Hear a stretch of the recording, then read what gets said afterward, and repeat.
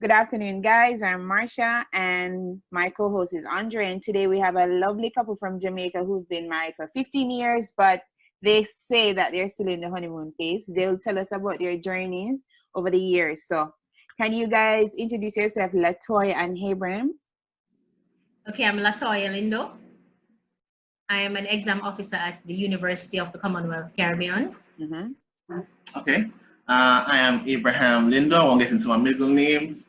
I am a software consultant, and I work at Epic Technologies. It's a software development company with major focuses on insurance as well as Epic HR tools and solutions. Thank you. That was a nice synopsis. Now, usually we start off by asking you guys, what was your upbringing like in Jamaica, so that we can get some background information. So if you'd like to start from there, we'll appreciate it. Well, for me, I grew up in the church. First Church of the Open Bible. I come from a Christian background, but you know how it is, young Christian, you still have your ups and downs and your little mistakes here and there. But my mom was very strict. I lost my father when I was 7 years old, so I was really mom for quite a while. And it's 6 of us. I'm the baby of the family. So I have 4 brothers and a sister, but then we have outside family. My father had kids outside, so I have I had 1 more sister outside and about 3 more brothers. Wow, he's on a roll. That's what, 10? Yeah, and I have about 10 nephews and about 3 nieces. Big family, big family. Okay, so what about you, Abraham? All right. You said you grew up in the church? I was born and bred in the church. Okay. So to show you how much I was born and bred in the church, my father, when my mom was pregnant, my father prayed, and they decided to pray to find out what they should name me. And by the Holy Spirit, the name Abraham came to my dad. So he came to my mom and said, "Yeah, you're gonna have a boy, and his name is gonna be Abraham." So it was said that my father would come up with a boy name and my mom with the girl name, and they started to call me Abraham long before I was born. So my parents grew up in Church of God Holiness, and I would consider myself very much non-denominational, though we are belonging to the Open Bible churches, kind of churches of Jamaica and globally Open Bible. But I have a close affiliation with Baptist, close affiliation with Church of God Holiness, and many other friends and dear colleagues of other churches. So I born and bred in the church, and to the point where Latoya is my only and first girlfriend. Wow. So that's rare. That's very rare. So had my likes and stuff. But she was your destiny. She was my destiny. You could say that. It had interest, but then you kind of evaluated. Is this really what the Lord wants? And so I had many friends. I have a lot of female friends, but none I could say was my girlfriend until Latoya came along, which is a very interesting story by itself. I've had experiences in terms of people ask you why I grew up in the church. Is it boring? Blah blah blah, so on and so on. I've had experiences outside, meaning I remember I was where I used to work. I got experience of being one of the promoters for a session called Short Circuit, and this was a big thing. I know. Pier 1. Wait, Stephen, you guys are from Montego Bay. Yes. My place. That's where I'm from. Okay. So it was quite an experience, and at the end of it all, I could definitely say that I don't miss anything not being in the world, of the world, run up and down and play around. So I'm glad for my family's upbringing. My parents are still alive. Love them very much. Mom and dad still married, still together. I have two siblings, older brother and older sister. So yes, I am also the baby of my family. And we all grew up, and all I can, thank the Lord that all of us, brothers, siblings, parents, are still in the church, love God more than anything else. And we all say that we're non-denominational because we are more associated to God and associated to that church. Well, okay. I like how you put that, because I feel like a lot of persons are too caught up with the church and not with God. It's God Himself. So I like that how you place it there just now.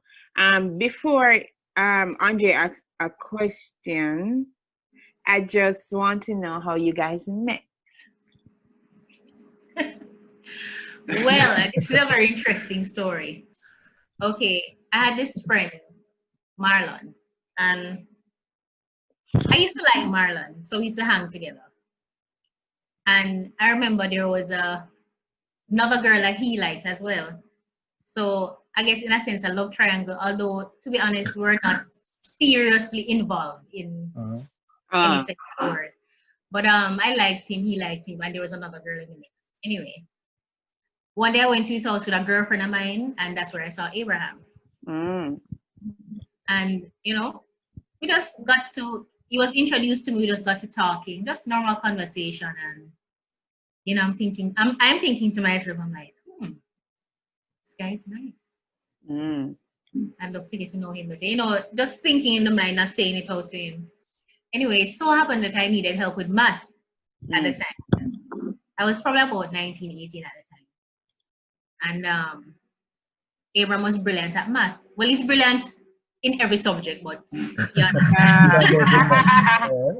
Anyway, so he decided to help me. And that's where the friendship began. And, we started hanging out, and he was telling me about what he believed in and that he's never had a girlfriend before, and, different, getting to know each other. And I remember when we started getting close, I remember the same guy, Marlon, saying to Abraham, he must be careful. So, I don't know if it was out of jealousy or probably jealousy, because I guess he recognized that I was no longer interested in him. And the truth is, he didn't know what he wanted, and I'm not the type of person to stick around, so I don't know what you want. Makes sense. Yeah. So Abraham and I started getting close, and he was warning Abraham, be careful, but Abraham wasn't listening to him because he was getting to know me and know who I was as a person. Exactly. So that wasn't a bother. And I mean, the rest is history. We've been together from 2000. That's how long we've been together. 20 years. Wow. And we dated 2000 to 2005. We got married in 2005, March 26. So we've been married 15 years and 9 months now, to be exact, almost 9 months. So I'm giving thanks. Listen to me. That is absolutely remarkable. Trust me. We've been together for 20 years and married for 15. And you guys are how old? If you don't mind me asking. Now don't I tell you my age. Never ask a woman her age. Ever. All right. Yeah, but we have an idea. Yeah, we're to early 30s. All right. Yeah. So that is Latoya's version of the getting to know. It sounds like she did a tell lie, so. No. Her version. I know. I like. Let's go with the Jamaican version. So All right, cool. So Marlon and I were good friends. Actually, I know Marlon through his brother Mohan. Mohan and I went to college together. And I met Marlon. And, one of the common things between us were playing games and Dragon Ball Z. Oh, I know. So, we know your age now. We know your age. Listen, Dragon Ball is timeless. Anyway, so I went by his house often, and I was there when Latoya and her friend came by, and just listening to their conversation, I just introduced myself and my belief, and what I was interested in, and you know, they gravitated to the conversation and such. And when I was leaving, because actually I lived near Marlon, so I was like just 10 minutes away. So when I was leaving, they left with me, which is kind of unusual. You know, I'm not the guest. I'm not the host. I'm the guest, but they left and walked with me to exit the house. After that, so Jamaican version, yes. So I come in at the picture and broke up one foot. Proper broke foot. Yes, and after that, it's like Latoya got my number and called me, and we were just starting to talk, and then she brought up that you know, she needed help in maths and so on and so on. And our relationship started when we were getting close, and I go, you know, and I fasted for 3 days. I said to the Lord, you know, we're getting close. Should I go into a relationship with this some lady? Because how I purseive a relationship isn't, you know, as a friend of mine would say, you know, nowadays people change girlfriends and boyfriends, like them change them socks and them underwear. So I evaluated Latoya in terms of would she be a good match, or would, more importantly, as a good wife. And so, you know, after 2 days of fasting, the Lord said, yeah, go ahead. So I was like, really? Let's finish the 3-day fasting and then after the 3rd day, I asked the question again, and that's okay. So I call her in the evening and say, you know, we've been talking and so on and so on. And I think, you know, it's good for us to let's, you know, have an official relationship. And interestingly, you know, we used to talk on the phone. We were working at the time, and we talk on the phone like till maybe like 4 or 5 o'clock in the morning. I don't know how we find conversation. Yo, we were just talking. And we actually started dating, I think, the October or the November of 2000. And interestingly enough, we never kissed each other until like the next year, June. Wow. Yeah. We now have done a discipline there. Wait, that's admirable though. Okay, so my question to you guys, right? So you've been married for 15 years, together for 20, married for 15 years. How do you keep your love, your marriage entertaining? Especially with what's been going on, like COVID has definitely mashed up a bunch of relationships. So how have you guys over the years kept your love growing and spruced up, and even in present day situations, how do you guys go about doing that?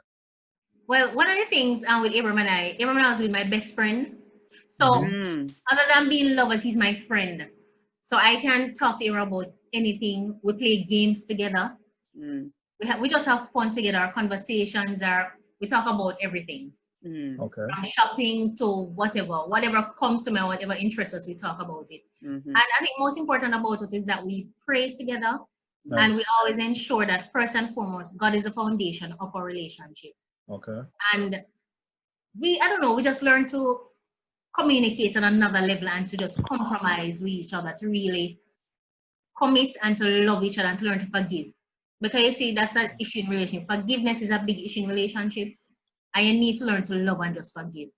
And just push through no matter what problems you have. Talk about it. And one thing we've practiced over the years, we have never gone to bed upset with each other. Right. Even if it's 4 o'clock in the morning, we go and get through it and then we go to sleep. Yep. That's key. So that's very important. Don't go to bed upset.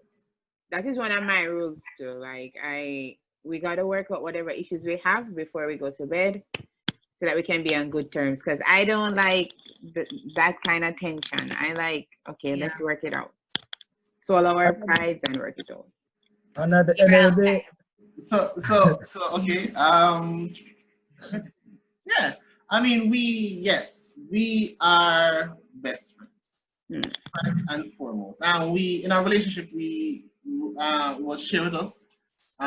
It's funny because when we were getting married, and this is introducing our mantra of our relationship, which is the 4 C's: Christ is the foundation, commitment, compromise, communication. This was shared to us when we were getting married by a very close friend of ours, Marcia Campbell, Dr. Marcia Campbell.